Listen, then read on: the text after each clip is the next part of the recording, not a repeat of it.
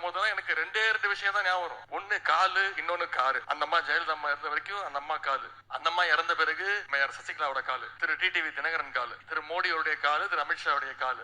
இன்னைக்கு விழுந்தது பத்தலன்னு புது கால் தேடிட்டு இருக்கிறாரு. நீ எதை பிடிச்சி வந்த சொல்லுங்க. நீ அவர் எதை பிடிச்சி வந்தாரு? அவங்க அப்பனை பிடிச்சி வந்தாரு. நீ விளையாட்டு புள்ளியா இருக்கிற இன்னைக்கு வரைக்கும். ஏன் விளையாட்டு புள்ள அவரு? முதலமைச்சரா இருந்து பேசக்கூடிய வார்த்தைகளா ஐயோ பேசாம இந்த மனுஷனை கொண்டு வந்து கட்சிகள்ல போடுப்பா.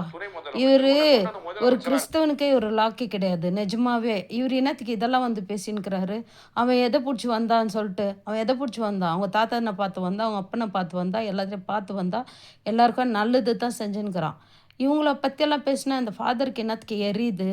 இவர் போய் ப்ரேயர் பண்ணு, பூசை நடத்து, ஆட்களுக்கு பாவசங்கத்தினதை பதில் சொல்லுனா மக்களை தயவு செஞ்சு இந்த மாதிரி ஆட்கள்கிட்ட பாவசங்கத்தினே கேட்காதீங்க. ஏன்னா டைரெக்டாக கடவுள்கிட்ட கேளுங்க. இவர் ஒன்றும் கடவுள் கிடையாது. இவர் பாரு யாராவது பக்கம் பேசு சரியான பச்சோந்தி மாதிரி அங்கே பேசுகிறாரு, இங்கே பேசுகிறாரு, பிஜேபிக்கு பேசுகிறாரு, விஜய்க்கு பேசுகிறாரு, லாஸ்ட்டில் திமுகவுக்கு வந்தார், லாஸ்ட்டில் இப்போ வந்து வேறு மாதிரி பேசின்னுக்கிறாரு.